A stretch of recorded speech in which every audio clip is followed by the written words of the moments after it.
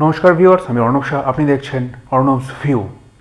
বর্তমানে এমন একটা ঘটনার কথা বলছি যেটা শুনলে আপনারাও অবাক হয়ে যাবেন। আজকে এই সময়, এই উন্নত সময়ে দাঁড়িয়ে ডোনাল্ড ট্রাম্প তার সোলজারদের, ইরানের সঙ্গে বর্তমানে যে ঘটনাটা ঘটছে সেটা আপনারা সবাই জানেন। এই সময় দাঁড়িয়ে ডোনাল্ড ট্রাম্প বলছে তাকে নাকি জেসাস ক্রাইস্ট অর্থাৎ যীশুখ্রিস্ট নির্বাচন করেছেন তার দেশের প্রেসিডেন্ট, মানে আমেরিকার প্রেসিডেন্ট হওয়ার জন্য। আপনারা কতটা ভেবে দেখুন। এবং তিনি আরও যোগ করেছেন এর সাথে, উনি বলেছেন যে যদি ইরানের সাথে যুদ্ধ হয় এবং আমেরিকা যদি জয়লাভ করে তাহলে সেক্ষেত্রে এটা খ্রিস্ট ধর্মের জয় হবে এবং তারপরে যীশুখ্রিস্টকে তারা দেখতে পাবেন। এই ধরনের একটা মন্তব্য একটা দেশের রাষ্ট্রনায়ক করতে পারে, এটা ধারণার বাইরে। তার সাথে আরেকটা কথাও বলে রাখি, আমরা ইসলাম ধর্মের একটা জায়গায় জানি, আমার ইসলাম ধর্ম সম্পর্কে খুব বিশাল কিছু জ্ঞান নেই, তবে একটা জায়গায় জানি যে ওদের কেয়ামত, মানে ইসলাম ধর্মাবলম্বীদের কেয়ামত বলে একটা ব্যাপার আছে, যে পৃথিবী যেখানে শেষ হবে সেখানে আল্লাহ নিজে এসেন, সেখানে সবার বিচার করবেন, এই একটা ব্যাপার আছে। সেই জায়গায় দাঁড়িয়ে একটা ধর্মীয় বিশ্বাসকে কাজে লাগিয়ে এতগুলো একটা মানে সোলজারকে উদ্বুদ্ধ করার চেষ্টা করছে শুধুমাত্র ধর্মীয় বিশ্বাসকে কাজে লাগিয়ে, যেটা অত্যন্ত আশ্চর্যের বিষয় এই সময় দাঁড়িয়ে। ধর্মবিশ্বাস যদি আজকে খ্রিস্টানদের থেকে থাকে তাহলে সেই ধর্মবিশ্বাস ইসলামেরও আছে। সুতরাং তারা যদি এখন বলে বসে যে আমেরিকাকে ধ্বংস করলে তাহলে তাদের আল্লাহকে খুশি করা হবে, তাহলে তারা যদি কোনো রকমভাবে পারমাণবিক শক্তি ডেভেলপ করে থাকে রাশিয়া বা চায়নার কাছ থেকে, সেটা যদি ইসরায়েল এবং আমেরিকার ওপর আঘাত হানে, তাহলে সেক্ষেত্রে তারা যদি একই যুক্তি দেয়, সেই একই যুক্তি আমেরিকা মানবে তো, যে শুধু ইসলাম ধর্মের আল্লাহকে মানে খুশি করার জন্য তারা খ্রিস্টান এবং ইহুদিকে মারছে। অ্যাকচুয়ালি আমি এই ধরনের যুদ্ধের একদমই এগেনস্টে, তার কারণ এটা শুধুমাত্র একটা দাদাগিরিকে দেখায়। আমার ক্ষমতা আছে, আমার থেকে যাদের ছোট তাদের উপর আমি পা দিয়ে চলব, অর্থাৎ তাদেরকে আমি ডিকটেট করব। এটা কখনো সম্ভব নয়। ইরানের একটা সোভেরেনিটি আছে, সেটা আমেরিকারও আছে, সেটা ইসরায়েলও আছে। সুতরাং নিজের দেশের একটা মানে অর্থনীতিকে কাজে লাগিয়ে সেই দেশে অন্য দেশের সোভেরেনিটিকে, সার্বভৌমত্বকে নষ্ট করার কোনো মানে হয় না। এবং আপনারা হয়তো অনেকে ভাবছেন যে আমেরিকা ইরানের ওপর যুদ্ধ করলো, ইরানের ওপর মানে বোম্বার্ডমেন্ট করলো, এক্ষেত্রে আমেরিকানদের হয়তো এখানে কোনো রকম সাপোর্ট আছে। আমি বলে রাখি, আমেরিকানদের এখানে কোনো রকম সাপোর্ট নেই। 60-70% আমেরিকান ইরানের বিরুদ্ধে হতে পারে, কিন্তু তারা যুদ্ধেরও কিন্তু এগেনস্টে। তারা কখনোই যুদ্ধ চায় না।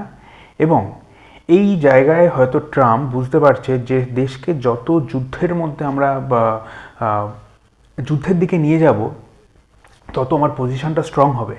না হলে কোনো অর্থ নেই। একটা দেশ শান্তিপূর্ণভাবে বসবাস করছে, আমি ধারণা করছি, মানে আমেরিকা ধরুন ধারণা করছে যে এই দেশটা মিসাইল ডেভেলপ করছে। মিসাইল তো আমেরিকাও ডেভেলপ করেছে, মিসাইল তো ইসরায়েল ডেভেলপ করেছে। প্রত্যেকটা দেশ তাদের নিজের ক্ষমতা অনুযায়ী মিসাইল ডেভেলপ করেছে, রাডার সিস্টেম ডেভেলপ করেছে।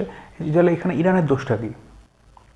এই ধরনের একটা যুক্তিকে কাজে লাগিয়ে ইরানের মতো একটা দেশকে ধ্বংস করা কিন্তু অত্যন্ত অন্যায় হচ্ছে, আমার ব্যক্তিগত মত। তার কারণ হচ্ছে কোনো দেশের কোনো অধিকার নেই অন্য দেশের সার্বভৌমত্বকে রক্ষা করার। আর ইউনাইটেড নেশন যে আমাদের রয়েছে, তারা কি করছে?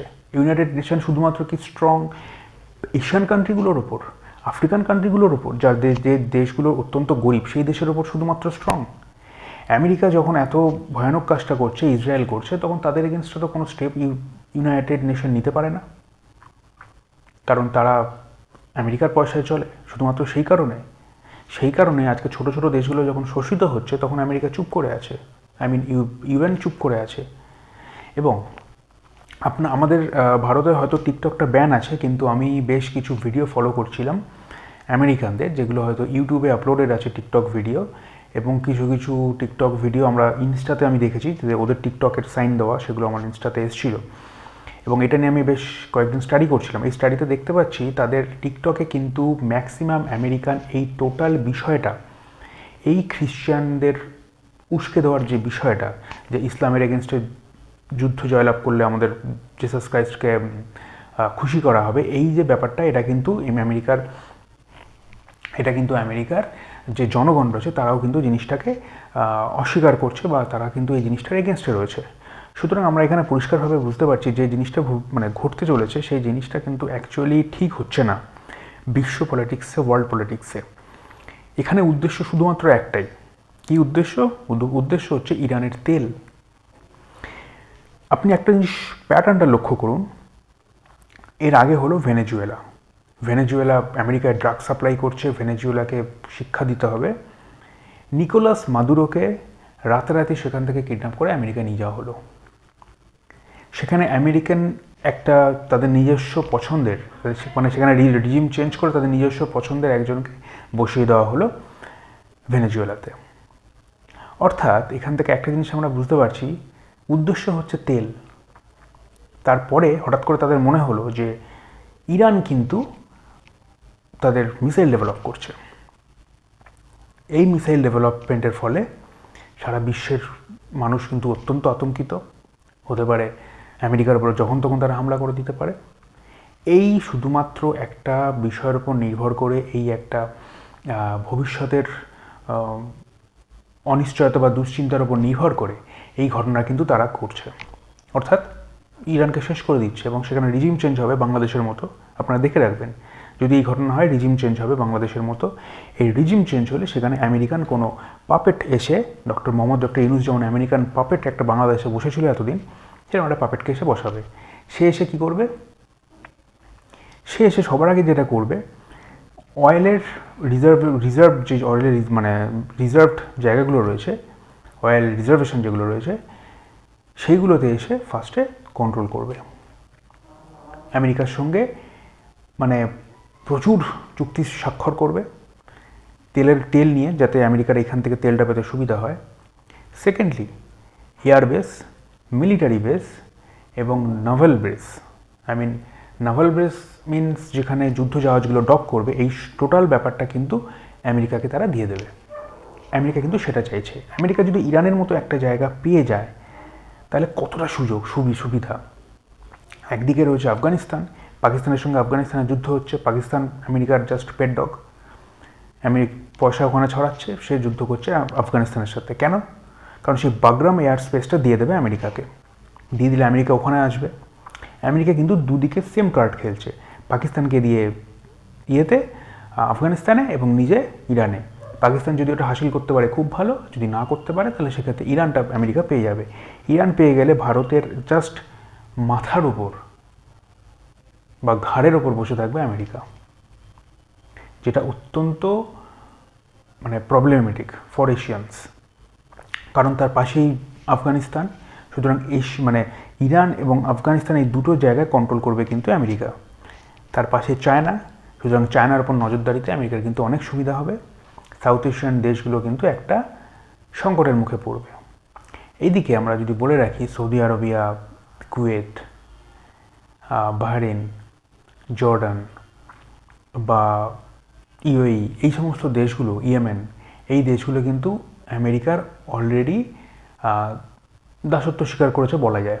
দাসত্ব স্বীকার করেছে ইন দ্য সেন্স, আমি যদি অন্য কোনো দেশের মিলিটারিকে নিজের দেশে জায়গা দিই, একরকমভাবে সেটা দাসত্ব স্বীকার করাই বলে। কেন দাসত্ব স্বীকার করা বলে? আমার দেশের কোনো রকম মেরুদণ্ড নেই, আমার দেশকে রক্ষা করার ক্ষমতা নেই আমার, সুতরাং আমি অন্য দেশের সৈন্যকে দিচ্ছি, জায়গা দিচ্ছি। যদি আমার দেশে কোনো রকম প্রবলেম হয়, তাহলে তারা সেই দেশের মিলিটারি দিয়ে কাজ চালাবে। সুতরাং আমার দেশের সার্বভৌমত্ব কোথায়? আমার দেশের ডিপেন্ডেন্সি কোথায়? সেটা ডিপেন্ড করছে অন্য দেশের মিলিটারির উপর, আমার দেশের সিকিউরিটি। সুতরাং এই ধরনের প্রবলেমগুলো কিন্তু আমরা দেখতে পাচ্ছি। এবারে বলে রাখি ভারতের এখানে স্টান্সটা কী। ভারতের এখানে স্টান্স, বিশেষ করে যতটুকু আমি দেখতে পাচ্ছি এখনও পর্যন্ত, ভারতের এখানে অনেক দিকে বহুমুখী ব্যবসার একটা রাস্তা কিন্তু ভারত বের করার চেষ্টা করছে। আমেরিকার ওপর ভারত কিন্তু অনেক নির্ভরশীল ছিল, সেই জায়গা থেকে সরিয়ে বিশ্বের বিভিন্ন দেশে ছড়িয়েছে ভারত। শুধুমাত্র আমেরিকার উপর নির্ভরশীল এখন নেই, রাশিয়ার ওপর শুধুমাত্র নির্ভরশীল নেই তেলের ব্যাপারে। তো এই ধরনের নানা রকম বহুমুখী ব্যবসার ফলে ভারতের বিভিন্ন দেশের সঙ্গে সম্পর্ক অত্যধিক ভালো হয়ে গেছে, যার ফলে কোনো দেশকে, ভারতের হঠাৎ করে কোনো দেশের এগেনস্টে যাওয়াটা খুব প্রবলেমেটিক হয়ে পড়বে। আমার মনে হয় ভারত হয়তো এই বিষয়টা নিয়ে আর বিস্তারিতভাবে চিন্তা করছে, কারণ ইরান যদি কোনোরকমভাবে ডিস্ট্রয় হয়ে যায় তাহলে সেক্ষেত্রে ভারতেরই প্রবলেম। আর খামেনির মৃত্যুর পর সেটা কোন দিকে এগোচ্ছে সেটা আমরা জানি না, কারণ ওদের মসজিদ থেকে, মেন যেখানে মসজিদ আছে ইরানের, সেখান থেকে লাল পতাকা তোলা হয়েছে, যেটা যুদ্ধের সংকেত দেয়। এখনও যুদ্ধ কোন দিকে এগোবে আমরা মানে বুঝতে পারছি না। আমেরিকা কতদূর কী করতে পারবে আমি জানি না, কারণ ওদের নিজের দেশেই আমেরিকার এগেনস্টে, ডোনাল্ড ট্রাম্পের এগেনস্টে অনেক রকম কথা হচ্ছে, সুতরাং এখনও পর্যন্ত কিছু বোঝা যাচ্ছে না। তো এখন এই পর্যন্তই। এই বিষয়ে যদি নতুন কোনো ডেভেলপমেন্ট আসে সর্বপ্রথম হাজির হব নিয়ে আমি, অর্ণব শাহ, আপনাদের সামনে। জয় হিন্দ, জয় ভারত।